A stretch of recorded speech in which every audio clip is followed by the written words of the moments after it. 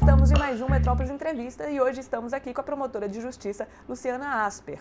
Ela também é uma das fundadoras do programa Na Moral, que tem atuado em parceria à Secretaria de Educação para ajudar os alunos em entender melhor a cidadania, o papel deles como cidadão dentro da sociedade. Bom dia, Luciana, tudo bem? Bom dia, Jade. Obrigada por esse convite. Prazer estar aqui. Eu que agradeço a sua presença, viu? Muito bom poder falar de um programa como esse.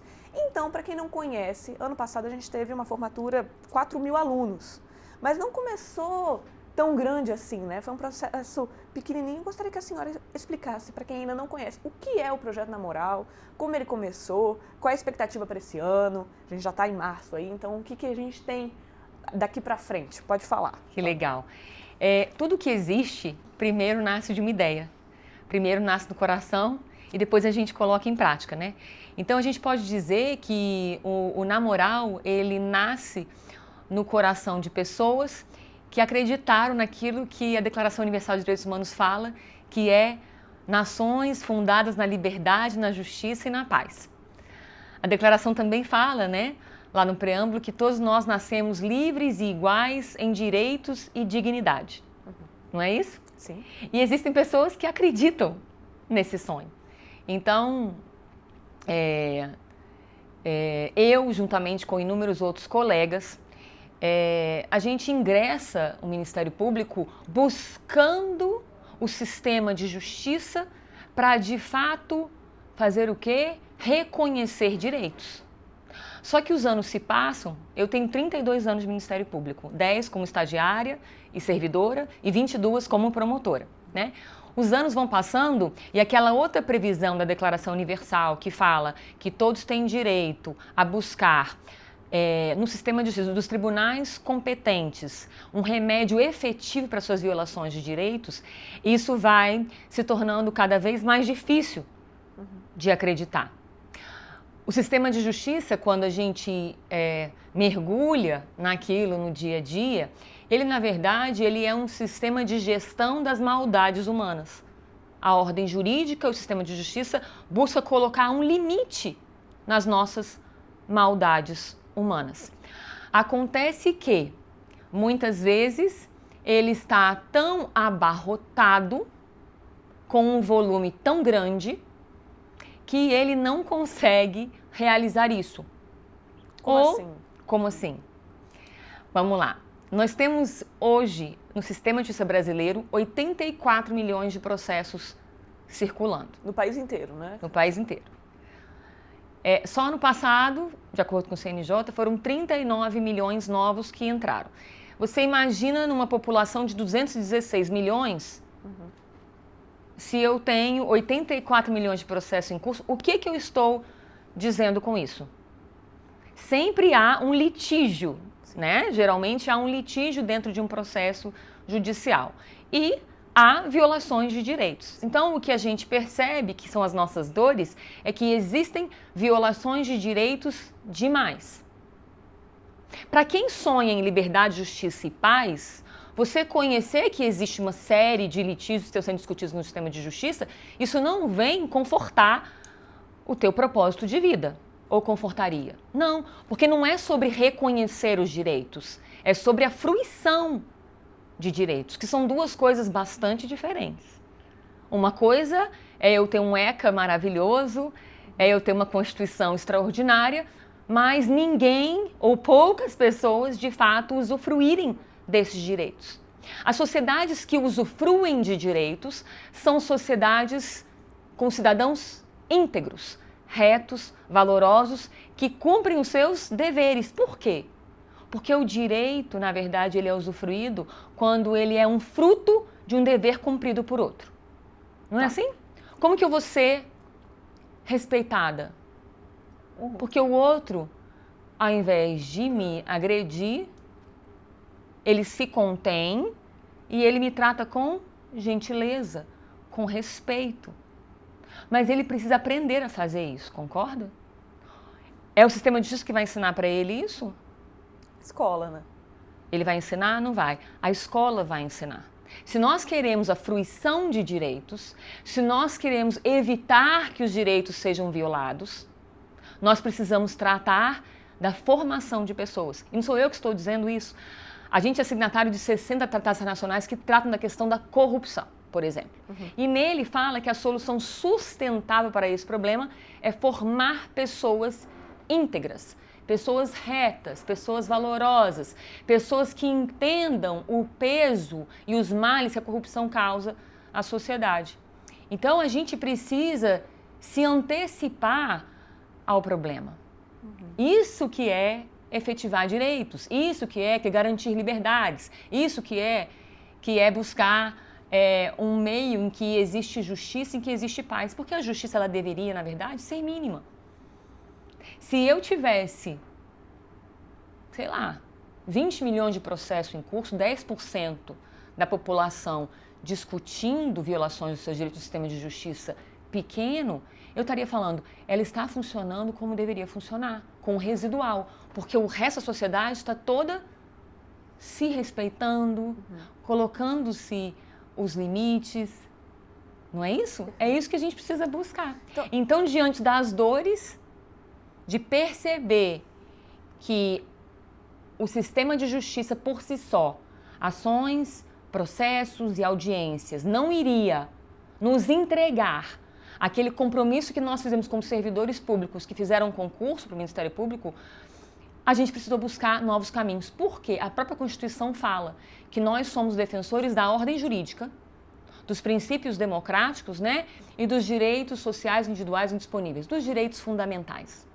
Mas que aí foi a grande questão quando eu quis desistir, tem lá escrito no final que a gente deve buscar todas as medidas necessárias para realizar isso. Portanto, se o sistema de justiça não está sendo suficiente para o cidadão poder sair de casa para trabalhar sem medo de morrer, para um jovem poder sair da escola dele com o tênis, com a bicicleta e com o celular na mão dele, sem ser espancado ou morto por causa desses bens, nós precisamos buscar outros caminhos. E o sistema de educação, qualquer ambiente educacional e de formação, é um lugar de gestão das excelências humanas. É nesse lugar que nós conseguimos formar pessoas para se encontrarem com a sua melhor versão. E aí eu vou voltar lá na Declaração Universal de Direitos Humanos para explicar qual que seria essa melhor versão. A senhora que diz qual que é essa melhor versão, não a Declaração Universal de Direitos Humanos fala. Ela fala que esse pressuposto de dignidade humana, ele é possível desde que nós, seres humanos, que somos dotados de razão e de consciência, ou seja, uma parte cognitiva que compreende e uma parte do coração que tem um socioemocional, a partir esses dois pilares, a gente pode aprender a se relacionar a partir do princípio da fraternidade humana, da família humana. Isso está lá no artigo 1º da Declaração Universal de Direitos Humanos. Só que a gente não prestou atenção muito nisso. Então a ideia do programa, para ver se eu entendi direito, é atuar na raiz da sociedade.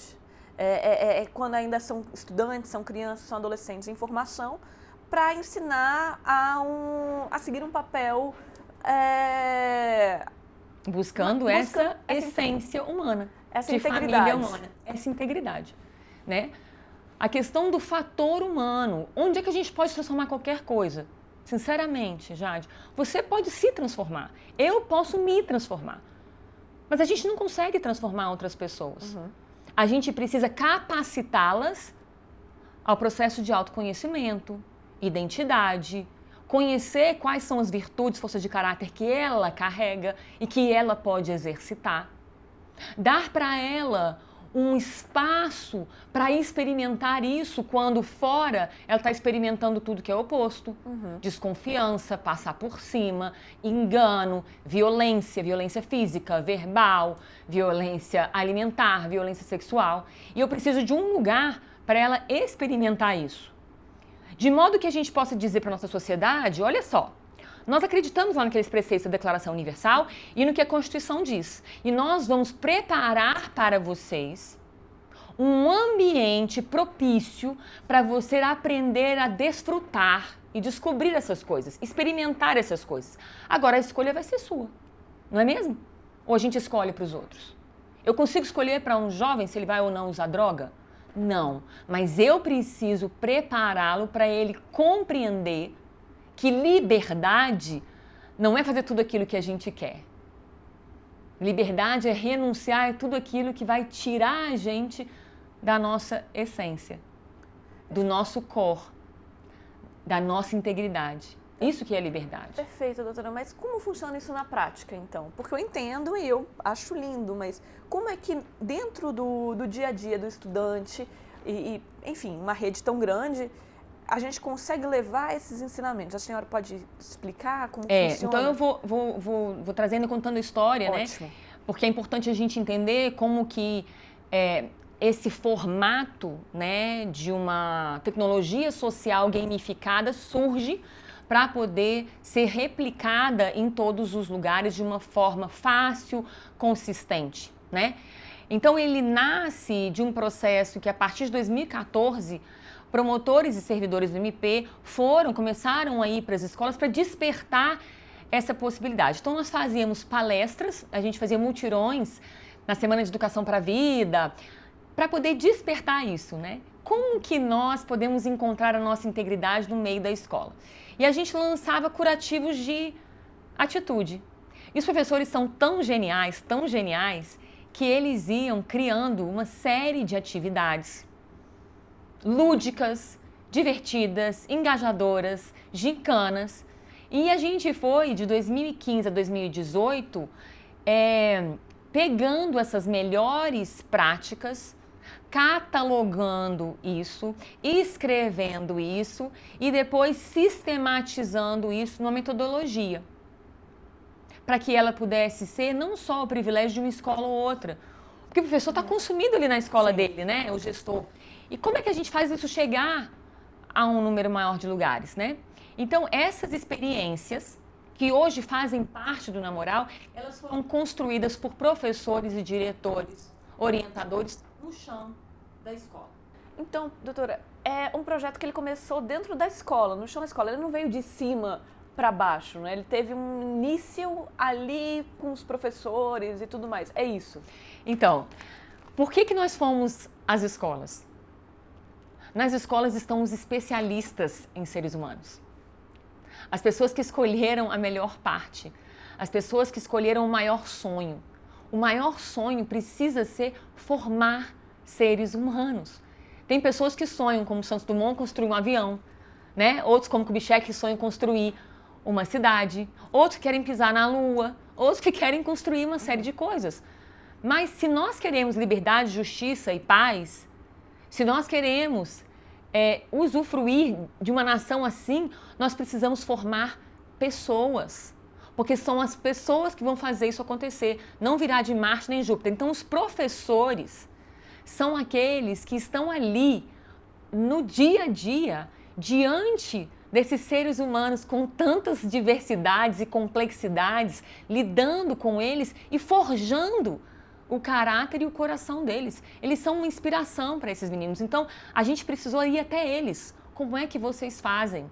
E eles começaram a fazer uma série de iniciativas extraordinárias. A gente tem diretoras que em 2016 eram diretoras de escola naquela época, que fizeram trabalhos extraordinários de concurso de redação, concursos de desenho, criaram mascotes, criaram bottoms, criaram murais, e tudo isso foi sendo incorporado à ideia do Namoral. E essa professora, por exemplo, hoje, ela se aposentou e ela está conduzindo, com várias outras diretoras e professoras aposentadas voluntárias, a adaptação do Namoral, da metodologia, para os anos iniciais. Então você vê como que isso contagia e perdura. Ela que em 2016 participou dessa construção, ela agora continua dando a sua contribuição agora como voluntária, né? Então, isso tudo foi construído realmente no chão de fábrica. E é por isso que os professores falam assim, eu não sei porquê, nem sei como, mas isso funciona, dá certo. Dá certo porque já veio deles mesmos, né? Pode dar exemplo do que deu certo? A senhora está citando aí, desde 2014 tem as palestras, os mutirões e a construção. Mas, se eu não me engano, o projeto começou mesmo em 2019. Perfeito. Então, vamos aí para o 6º ano do projeto, já com o seu modelo estabelecido. Então, ali, 2014 para 2019, uns 5 anos preparando. E agora a gente completou 5 anos, né? E estamos indo para o 6º, dele em execução. O que a gente pode dizer que deu certo? Porque ainda é um curto espaço de tempo. Para poder analisar. Muito curto, mas eu queria te perguntar. Você esteve lá no Celebra na Moral, que é importante até colocar um link para as pessoas conhecerem um pouco do que aconteceu ali, né, daquela matéria. Sim. Qual foi a sua percepção? A percepção de que ali tinha vários estudantes de várias idades e que eles estavam felizes e contentes com o que eles estavam apresentando. Foi uma energia boa que tinha lá e que eles saíam de lá felizes, mas eu não sei dizer se daqui a 1 ano, 2 anos, aquela sensação continua. Isso, excelente. Eu vou te explicar toda a lógica do Na Moral e por que perdura. Vamos lá. A gente falou na Declaração Universal que a essência do ser humano é aprender a se relacionar uns com os outros a partir do princípio da fraternidade, não é? O que é isso? É o princípio de você se doar. Os seres humanos carregam dons, talentos, competências e habilidades para frutificar nas suas relações. Só que a vida, o cotidiano da gente, nos ensina a sermos o oposto, egoístas, buscarmos o nosso próprio interesse. O ser humano, ele é a obra-prima da natureza. Mas quando a gente olha para o céu, quando a gente olha para uma mangueira, quando a gente olha para as cataratas, quando a gente olha para uma mina, quando a gente olha para a terra, quando a gente olha para o clima, a natureza ela é toda generosa. Ela está sempre se doando, se dando. E o ser humano, ele vai aprendendo através das dores, decepções, frustrações e medos a ficar cada vez mais voltado para si, egoísta. Talvez por isso a gente esteja tão doente. Porque a nossa essência também é jorrar. Mas como que eles vão chegar nesse processo? Vamos na prática. Primeira coisa, o programa todo ele é anual, né? E ele é dividido na lógica de trabalhar o que a declaração fala da parte cognitiva e do socioemocional.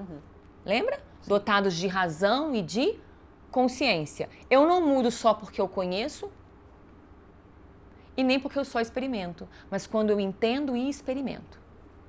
Então, como que acontece o processo, né, digamos assim, de aprendizagem desse cognitivo? Através das rodas de conversa. Então, por exemplo, aqui a gente tem um material que é distribuído para as escolas, inicialmente pelo MP, mas hoje pela própria secretaria. Cada escola recebe esse kit aqui. E isso aqui, digamos, é um kit de material, a gente fala que é a caixa de ferramentas, de apoio às rodas de conversa. Que vão acontecer ao longo do ano. Que vão acontecer ao longo do ano em etapas que eu vou explicar, tá? Qual é a primeira etapa que nós temos? A primeira etapa é da integridade individual. Para eu chegar e me tornar esse ser humano generoso, que está preocupado em cumprir os seus deveres, que está preocupado não só em cumprir deveres, que aí a gente está falando da lei, que é o mínimo do ser humano. A lei é o mínimo do ser humano. Mas o ser humano não é só isso. Não matar, não roubar, não desviar, não machucar o outro, não. O ser humano, ele tem uma excelência dentro dele. De servir, impactar, amar, ajudar. Esse é o alvo que a gente está buscando. Então, mas para isso ele precisa conhecer que ele carrega tudo isso, não é assim? Então as rodas, por exemplo, vão trabalhar... Por que é importante a gentileza?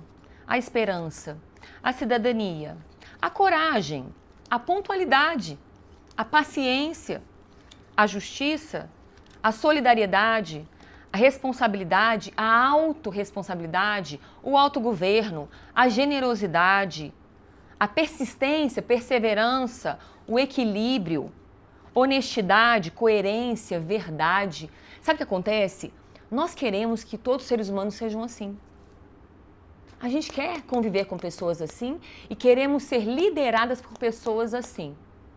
Mas quem está priorizando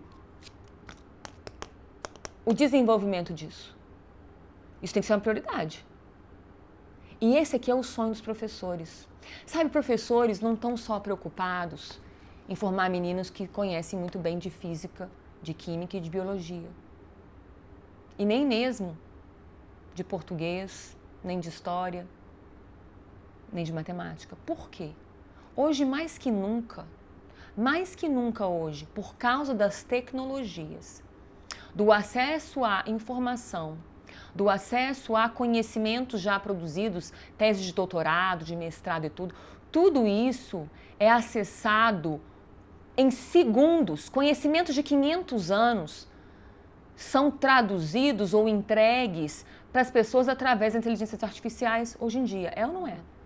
Só que esse aluno que está sendo forjado dentro da escola, ele pode usar a química e a biologia para utilizar as inteligências artificiais para que ele venha a obter o resultado, uma droga sintética mais viciante e destrutiva possível. É ou não é?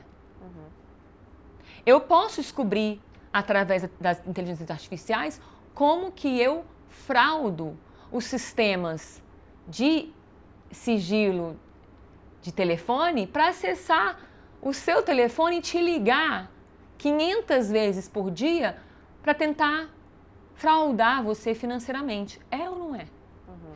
Eu posso usar as redes sociais para criar uma rede, tô falando tudo coisa que existe e que a gente pega nos nossos plantões. Eu posso usar as redes sociais para criar uma rede de instigação ao suicídio, como a gente pega. Eu posso usar a tecnologia para acelerar todos os processos de uma rede internacional de pedofilia. Assim como eu peguei num plantão outro dia, um menino de 17 anos envolvido há 5 anos numa rede internacional de pedofilia. Então, hoje, mais do que nunca, nós temos uma aceleração das coisas. Antigamente, o mal precisava de 50, 60 anos para poder entregar certas coisas. Hoje não. Hoje, tanto o bem quanto o mal é extremamente acelerado pelas tecnologias. E aí a gente tem uma grande questão. O professor, ele quer formar alunos que vão usar a química e a biologia para encontrar, com a aceleração tecnológica, a cura de doenças. Como a gente tem jovens que utilizaram isso tanto para fazer uma rede de tratamento de câncer, pegar as experiências de outras pessoas lá no outro lado do mundo, juntar essas experiências e tratar cânceres semelhantes e raros. Eu posso, como um outro jovem fez, desenvolver um sabonete que cura câncer de pele. Eu posso desenvolver, por exemplo, fundações extremamente baratas e ágeis para que a favela não desabe a cada chuva.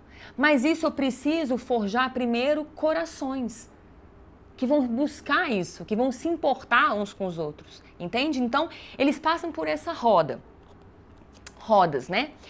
E aí, nessa primeira etapa, como é que a gente vai tocar esses corações? Com a parte socioemocional, né? Que é o que eu falei, tem que ser as duas coisas. Então, a gente tem sempre as rodas de conversa, que são dinâmicas ativas, todas testadas, sistematizadas, aplicadas e aperfeiçoadas também, que é o trabalho belíssimo que a Secretaria de Educação hoje faz com uma equipe especializada que já está há alguns anos conduzindo essa formação de professores para o Namoral e eles vão aperfeiçoando essas rodas de conversas e as missões. Mas uma missão, por exemplo, para eu me encontrar e eu sentir o socioafetivo, essa questão da identidade.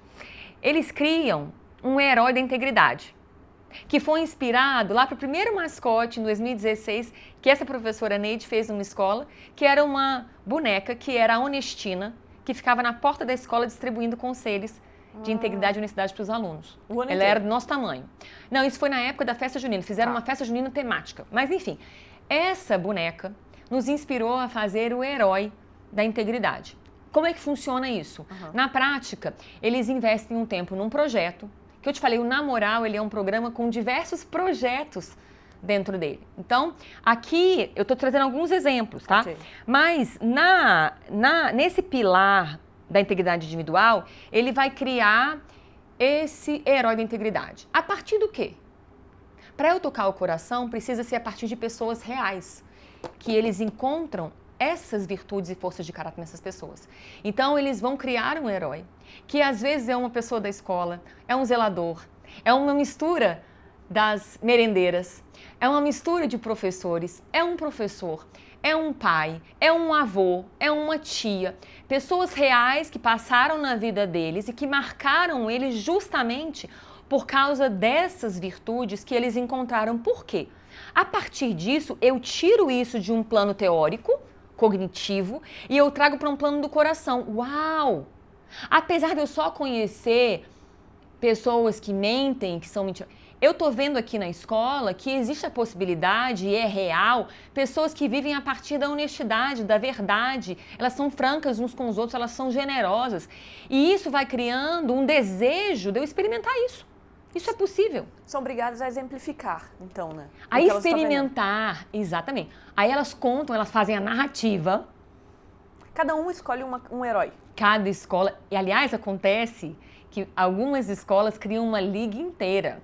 Porque, às vezes, cada turma cria um herói. Geralmente é assim, cada turma cria um herói e eles fazem uma votação, que aí vem mais um aprendizado. Tem escolas que estão fazendo a votação igualzinho o processo eleitoral. Ótimo. Com urna. Com TSE o processo, urna. campanha. Os personagens fazem campanhas. A gente teve uma escola que já experimentou com a urna. Esse ano a gente vai ver se a gente consegue do TSE essas urnas para fazer essa votação. Foi até bom você ter me lembrado, mas é uma... Então eles escolhem qual herói vai representar aquela escola. Isso é uma democracia também, né? Exatamente, eles vão experimentar isso, né? Então fica muito rica essa vivência, né? Deles desenharem, sonharem, construírem esse herói e eles escolheram um herói para representar eles. Então, vamos passar, porque senão a gente vai... Né? No segundo momento, eu vou trazer só exemplos de cada um, tá? No segundo momento, nós vamos para a integridade coletiva. Porque a integridade ela é necessariamente relacional. Não adianta eu falar que eu sou íntegra para mim mesma. Eu preciso saber verificar isso de fato, esse exercício da integridade, na hora que eu me relaciono com o outro. Quando eu me relaciono com você, quando eu me relaciono com meu colega, com a minha professora, com meu pai, com a minha tia, com um estranho, eu estou buscando uma relação de ganha-ganha. Porque o ser humano fraterno, que vive numa família humana, ele deve buscar se relacionar com o outro a partir de relações ganha-ganha e não explorando o outro. E aí a gente está quebrando um conceito que muito, né, se divulgou aí da esperteza, do malandro, do passar por cima do outro, de dar um jeitinho para eu prevalecer o meu interesse. Então, a gente tem um slogan na moral que é esperto mesmo é ser honesto. Por quê? Para trazer que a esperteza, essa sabedoria aguçada, é a gente buscar ser honesto e valoroso com nós mesmos. Com esses princípios que eu, lá na integridade individual, entendi que eu quero. Contar uma história sobre a minha vida que contém isso daqui quando eu tiver 90 anos. Por quê? Eu não vou construir os meus 90 anos quando eu chegar lá. Eu vou construir hoje. E, na verdade, quem tem 90 anos, né? A gente só tem hoje. Então, a gente mostra muito para os meninos isso. Hoje é o momento que você constrói quem você é.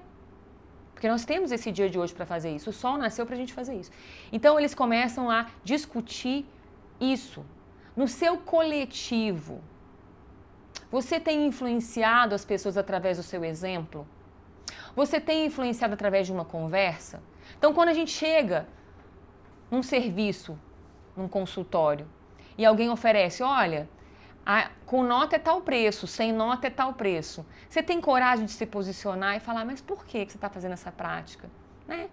A gente não quer perder os impostos importantes para que a gente possa ter escola, que a gente possa ter saúde. A gente não gosta que desviem os nossos recursos, mas por que nós mesmos vamos começar a fraudar o Estado? Mas nós queremos que o Estado seja bom com a gente, que ele cumpra o papel dele, mas a gente também quer, se puder, fraudar o Estado.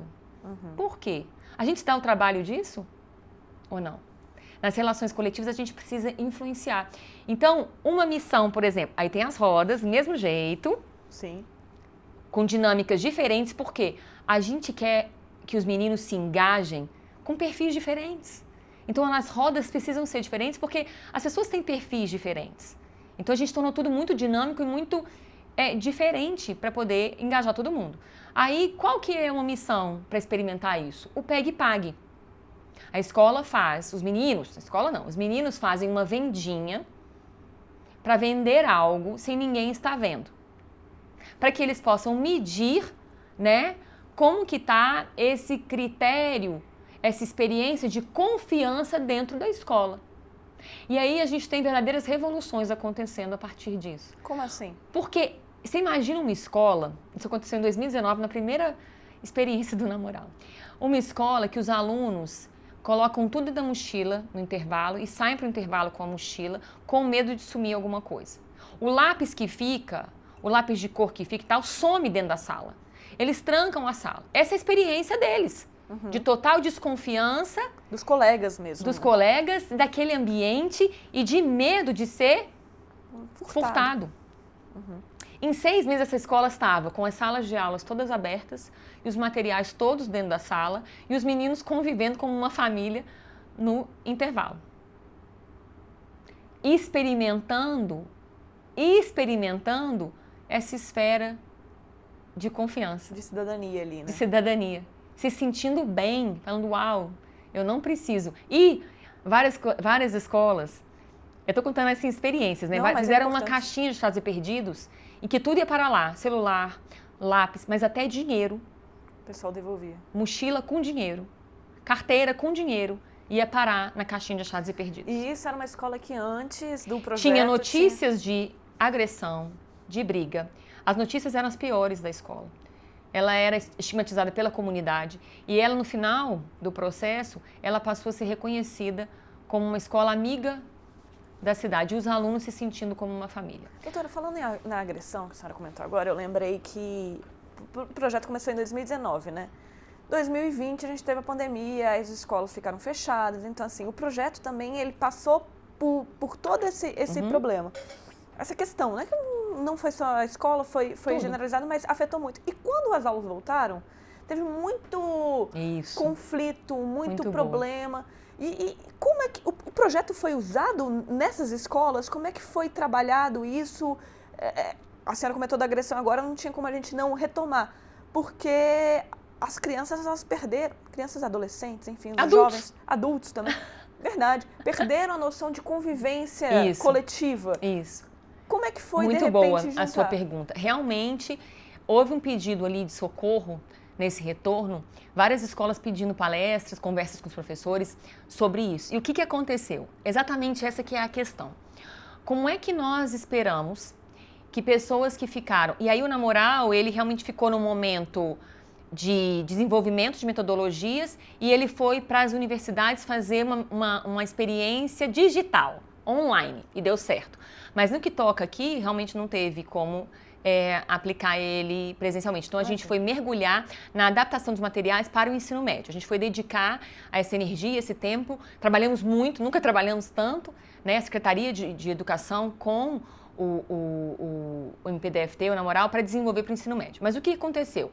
A gente colocava exatamente, olha, a gente não pode esperar que crianças e adolescentes que ficaram reclusos quase 2 anos, pelo menos 1 ano, sofrendo violência física, violência verbal, violência sexual e muitas vezes alimentar. Por quê? A gente tem que se lembrar que metade do brasileiro trabalha como informal. Esses trabalhadores não tinham como ir para a rua para vender a sua fruta, o seu saquinho de lixo, o seu pano, né? Como é que estava alimentando os filhos e os filhos sem a escola onde ele tem uma alimentação boa, equilibrada? Imagina o caos disso, né? Então eles chegam para a escola, eles voltam para a escola depois desse tempo. Todos aflorados, É óbvio que o que ele carrega é a forma como ele vai se expressar. Por quê? O ser humano é um ser social. Ele necessariamente vai se relacionar. Se tem algo que ele não vai fazer, é deixar de se relacionar. Ele vai se relacionar, só que ele vai se relacionar com aquilo que ele tem, aquilo que ele sabe. Portanto, se ele passou por um tempo, uma experiência longa, de uma série de relações muito difíceis, baseadas na violência, o que ele tende a fazer? Repetir isso. Então, o que precisou ser levado para as escolas, a gente, claro, tinha as escolas que já em 2021, 2022, voltaram para a própria metodologia do Na Moral, mas nós criamos uma medida mais de emergência, uma medida mais simples, que foi, nós criamos um e-book que se chama Conectando Talentos. Qual é a ideia desse e-book? Você criar um espaço, seja no intervalo, seja em sábados letivos, seja num contraturno, em que os meninos possam mapear os talentos uns dos outros. Então você sabe fazer embaixadinha, a outra sabe desenhar, o outro é bom de matemática, o outro é bom de ciências, a outra sabe fazer penteado, a outra sabe fazer maquiagem, sabe fazer um cupcake. Eu não sei. Você mapeia, faz esse mapeamento e você cria oficinas em que eles vão ensinar um ao outro, par a par, essa habilidade. Isso foi instalado logo após Isso foi uma proposta que nós levamos para as escolas experimentarem. Algumas fizeram, outras não fizeram, mas a gente criou isso como uma medida de socorro para aquelas escolas que ainda não tinham o Na Moral, mas que nos pediram, vem aqui trazer uma ideia, né? Trazer uma ideia, né? Por quê?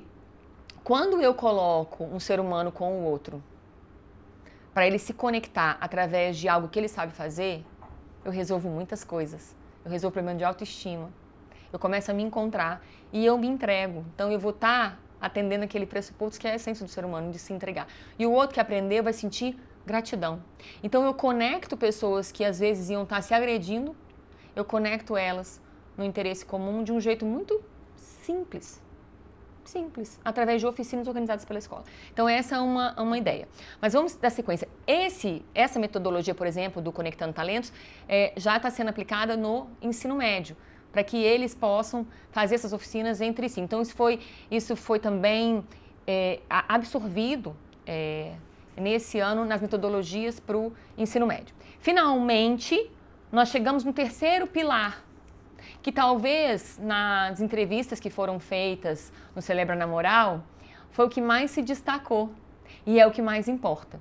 Porque o processo da integridade individual para a integridade coletiva, ele quer levar o ser humano, e aí não são só, a gente não quer só as crianças e adolescentes não, principalmente os adultos, levar o ser humano a esse lugar de generosidade extravagante, levar o ser humano a esse lugar de uma vida fraterna, como diz a Declaração Universal. Então, o terceiro pilar, onde eles chegam, também, de novo, rodas de conversa, discussões, vivências, cognitivo. Como que eu sou fraterno?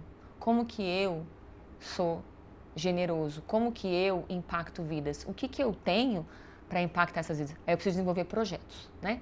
Então, alguns desses projetos, nesse terceiro momento, são o projeto Um por Todos, Todos pelo Bem Comum, que é onde esses meninos vão se conectar com as suas dores da sua comunidade.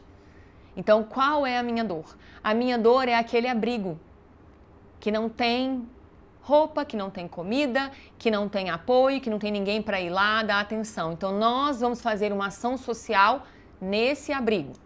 A minha dor é dos idosos, são os asilos, pessoas que estão lá largadas pela família. Então, esses meninos vão lá, recolhem cestas básicas, fazem pão de queijo, fazem um lanche, levam um lanche, jogam bingo, fazem peteado, fazem contação de histórias, passam o dia com eles, lancham com eles, conversam com eles, brincam com eles, fazem bingo com eles. Outros alunos, nosso problema é a questão da dengue, é isso que me dói, é isso que me preocupa. Então, eles fazem ação social nas casas para poder verificar se tem focos de dengue. Outros são os moradores de rua.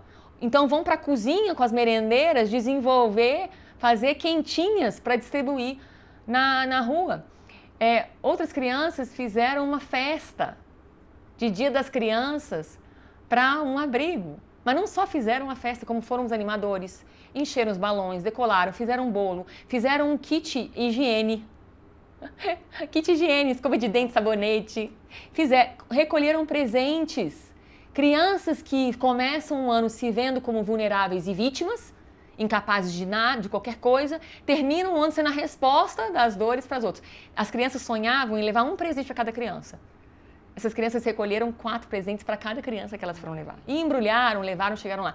Então, na fala de muitos meninos naquele dia lá no Celebra, que é a culminância, o reconhecimento de uma gamificação, ou seja, essa grande gincana da integridade, as falas mais fortes foram essas, né?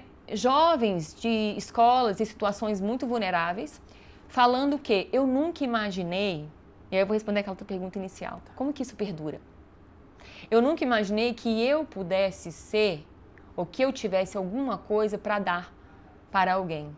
Mais ainda, eu nunca imaginei a profunda alegria, o sorriso bobo no rosto que eu ficaria ao realizar essas coisas. Tanto que quando eu cheguei em casa, esse sorriso não saía do meu rosto. Entende, Jade? Nós precisamos compreender o processo. Se a gente leva as pessoas a experimentar o que é ser virtuoso, ela vai começar a buscar isso cada vez mais. Eu sonho com escolas com estruturas para tudo. Piscina, todas as quadras esportivas, a gente fazer teatro, as músicas, os idiomas. É maravilhoso isso, precisamos disso. Precisamos disso, porque isso faz parte de uma cultura de dignidade que vai levar à liberdade, justiça e paz. Proporcionar às pessoas direitos de se desenvolverem plenamente em todos as suas habilidades e competências. Mas mesmo escolas que ainda não têm isso, já estão forjando corações. Embora eu tenha outras escolas que têm tudo isso, mas não estão forjando corações. Vou aproveitar e fazer uma pergunta nesse sentido. Porque o público inicial do Namoral era exatamente em escolas vulneráveis. A senhora até falou que inicialmente as crianças se viam como vulneráveis. Esse público, ele muda ao longo do tempo? Ele continua nessas pessoas? Jade. Como que atua, por exemplo, a criança que é vulnerável, que às vezes ela, a senhora comentou agora há pouco. Vive num contexto de violência. Vive num contexto de violência, isso dentro de casa, com a falta de alimentação, tudo mais. Como que ela prepara pão de queijo e leva para os outros, sendo que está faltando em casa, às vezes, alguma comida? Como que muda essa chave? Como que ela entrega para o outro, às vezes, algo que ela nem tem? E nesse ponto. E um outro existem escolas, né? A gente teve ano passado um registro de Sim. racismo dentro de uma das escolas mais caras do Distrito Federal. E como que... Como que a gente lida com isso, Lido com isso, com essa discrepância de um ponto ao outro. Maravilhoso, perfeito. Primeiro, isso daqui é para todo ser humano. De quando nasce a quando parte. Vai para as escolas particulares também? Nós já estamos, a gente apresentou no Conselho de Educação, eu já apresentei para o Sindicato de Escolas Particulares e está totalmente à disposição das escolas particulares. Todas as pessoas, todo ser humano precisa, eu acredito que tem o direito, mas mais do que direito, tem o dever de desenvolver as suas integridades. É imprescindível que isso aconteça. Por que nós vamos primeiro para a escola pública? Porque nós somos servidores públicos, órgãos públicos, e nós precisamos zelar primeiro para a excelência da educação pública. É só uma questão de prioridades, só que o programa está totalmente disponível para as escolas particulares também, e nós queremos que eles estejam em todas as escolas públicas, particulares, universidades, os órgãos de formação corporativos, os órgãos de formação institucionais, né? Então, isso aqui é uma oportunidade que a gente pode adaptar para todas as esferas da sociedade. Mas precisamos de quê? Braço!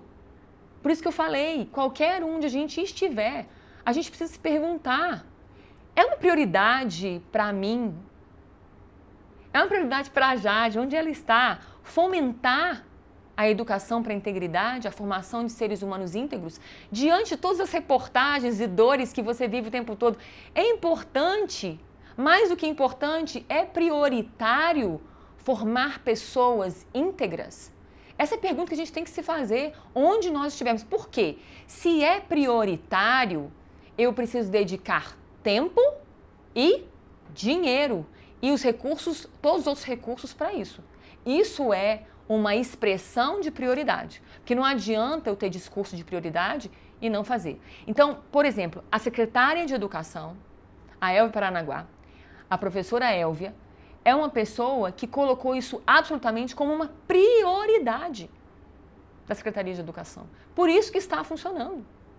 Nós temos uma equipe hoje de excelência dentro da cultura de paz, coordenada pela professora Ana Beatriz, e uma coordenadora, que é a Graça, e uma equipe de professores formadores extremamente competentes, reconhecidos pela Secretaria de Educação, que estão nesse papel de liderança e formação dos professores.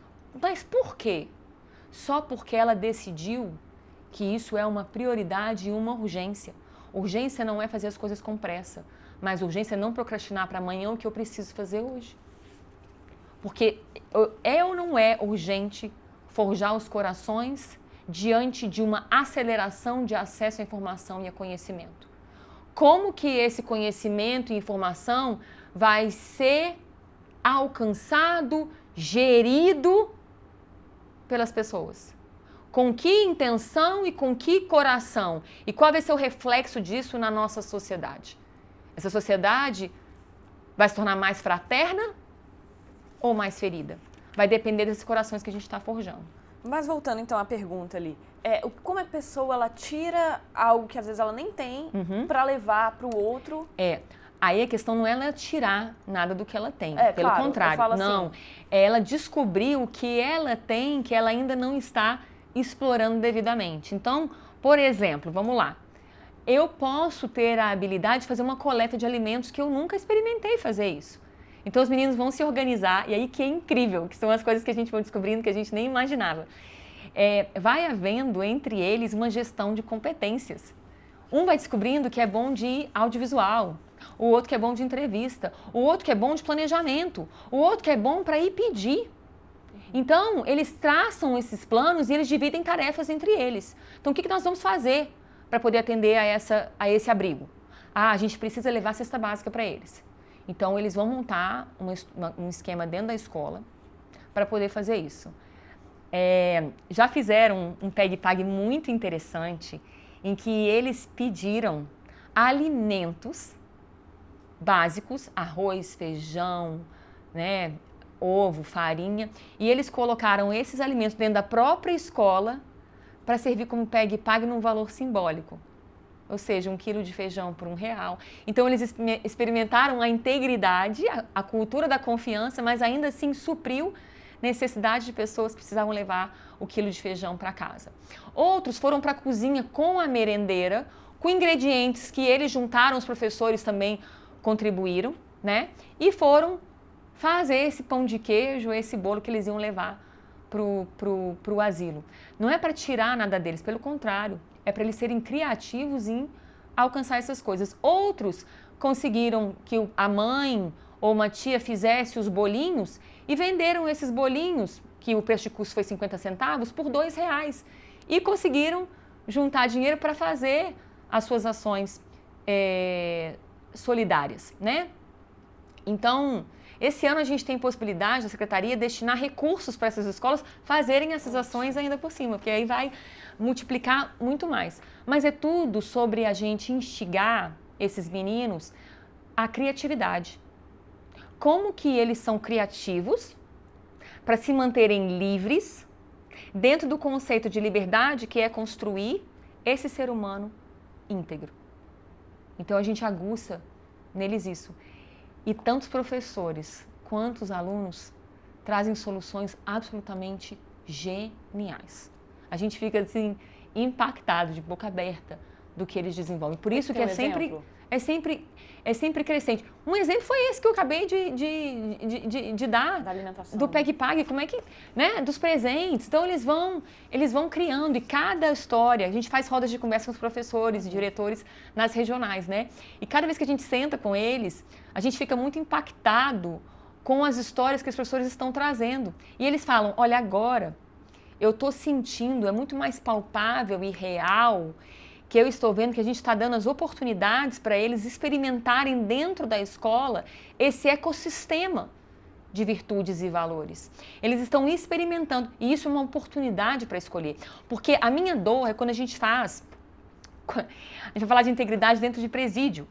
Você vai fazer uma audiência com um jovem de 18 anos preso.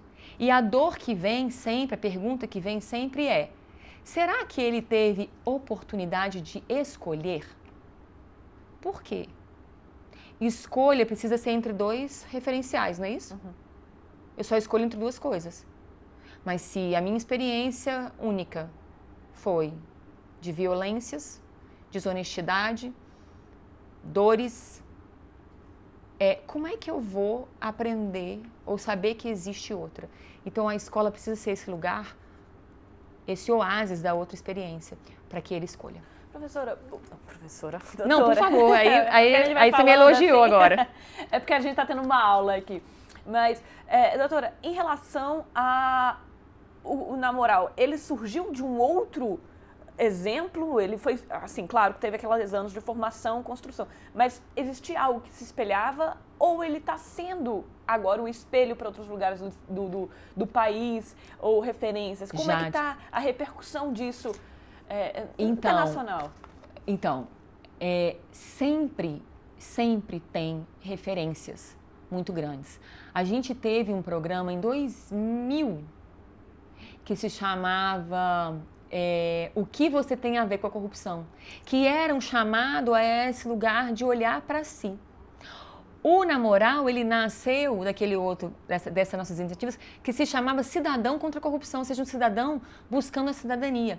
Então, sempre foram essas experiências que foram trazendo. O que a gente fez foi compilar isso numa tecnologia social gamificada, porque a gente precisa usar a gamificação para poder engajar esses meninos. Eles gostam de ponto, eles gostam da premiação, eles gostam gincana, né? Gincana, fica divertido, né?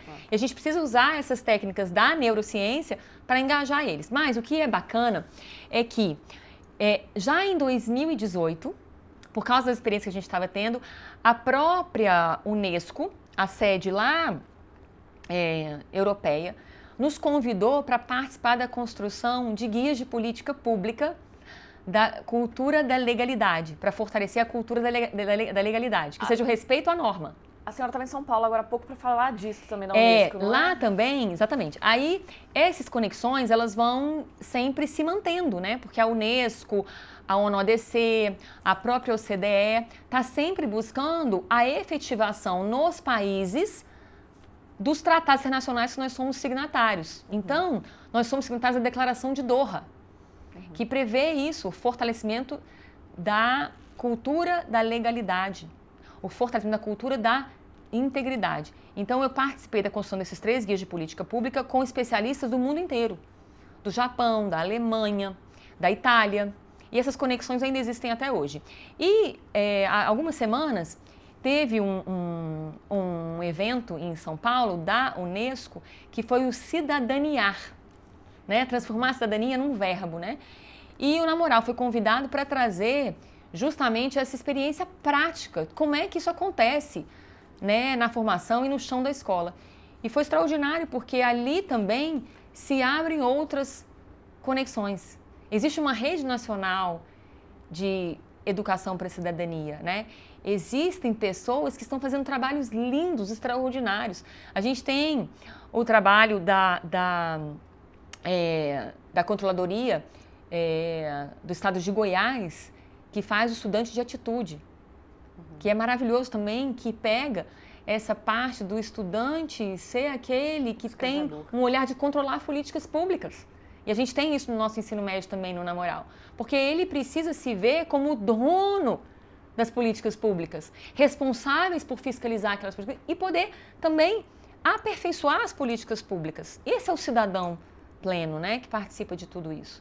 Então, a gente está buscando realmente conduzir isso com muita seriedade, buscando a universalização, que é o que você falou, e as escolas particulares. Sim, imprescindível as universidades. Sim, estamos num diálogo maravilhoso com a UNB. Hoje à tarde nós temos reunião com a UniDF, né? A UDF, ela já é precursora de um projeto de extensão do Namoral dentro da UDF. Ela começou conosco lá em 2020, quando a gente foi para as universidades. Nós temos um projeto com a Associação de Publicidade e Propaganda do Brasil, a APP Brasil, que é um concurso de jovens talentos para desenvolverem aplicativos, desenvolverem jogos de tabuleiro, desenvolverem histórias em quadrinhos. Os universitários, através de um concurso, poderem desenvolver esses produtos para fomentar a cultura da integridade, onde? Em todos os segmentos da sociedade civil. Esse que é o foco, universalização e sustentabilidade. Por isso que ele precisa ser fomentado, replicado, multiplicado, aperfeiçoado. Por quê? Ele precisa perdurar quando? Para sempre. De hoje para sempre. Qualquer lugar que a gente estiver hoje, precisamos começar a fazer alguma coisa. A gente não pode só falar que isso é legal, que isso é bonito, que isso é interessante, não. O que eu posso fazer? Como você falou, né, Jade? Eu quero saber o que está acontecendo com o Na Moral, porque a gente vai passar para você, para Metrópolis ser esse veículo que vai fomentar a cultura da integridade. Qual o papel das notícias? É isso, fomentar essa cultura, né? Porque esses seres humanos que nós queremos que nos lideremos e que a gente conviva por aí, na rua, nos lugares, eles não vão vir de Marte nem de Júpiter. Infelizmente. Poderia ser até fácil, né? Vamos importar todo mundo, tá todo mundo pronto lá. Não tem isso. Nós precisamos do processo. O processo de formação. E esse é um processo que acontece cotidianamente, em todos os ambientes que a gente estiver. O que a gente tem de método no programa Na Moral? E a gente já está encerrando o tempo, então obrigada pela conversa, que eu gostaria de saber essas considerações finais também, o que gostaria de acrescentar dentro dessa entrevista. Então aí duas coisas, o que a gente deixou de falar aqui, que seria bom reforçar, e qual é o próximo passo, qual é a meta do programa? Bom, sem dúvida o programa ele quer esse fortalecimento como uma política pública. Então, portanto, o governador ele enviou com pedido de urgência para a Câmara Distrital o projeto de lei que institui o Programa Distrital de Educação para a Integridade. Isso vai fortalecer o trabalho da Secretaria de Educação. As escolas, elas vêm por adesão, porque elas precisam entender isso como uma prioridade também. Então, o processo de sensibilização e o processo de apresentar o que está acontecendo nas escolas que estão vivenciando precisa acontecer para que todas venham também se engajar e desejar. Por quê? Isso precisa chegar na escola para o diretor e professor como um presente para ele. Entende? Não pode chegar como uma imposição. Tem que chegar como um presente. Por quê? Porque ele é o especialista em seres humanos. E porque o sonho dele é maior do que todos nós. O sonho dele é que o aluno dele não se perca em criminalidades, em violar a lei, não. O professor quer que o seu aluno se encontre por completo. Então é esse professor que tem que enxergar isso daqui e falar, caramba, então algo para somar com o meu propósito de vida, com a minha missão. Então nós vamos continuar percorrendo aí e todos os anos aumentando o número de escolas. E claro, vamos continuar buscando as universidades e as escolas particulares, batendo a porta desses lugares e apresentando essa possibilidade. É claro que hoje está acontecendo já muito mais o outro movimento, né? As escolas procurando, as escolas pedindo, né?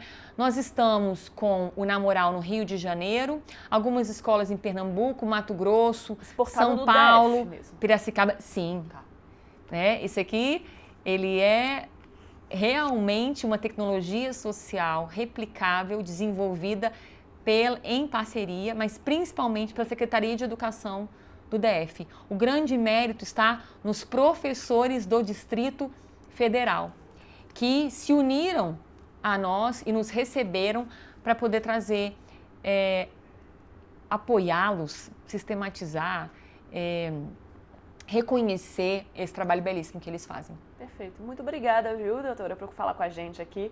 A gente segue até o próximo Metrópolis Entrevista. Obrigado você pela sua audiência, sua companhia aqui nessa entrevista.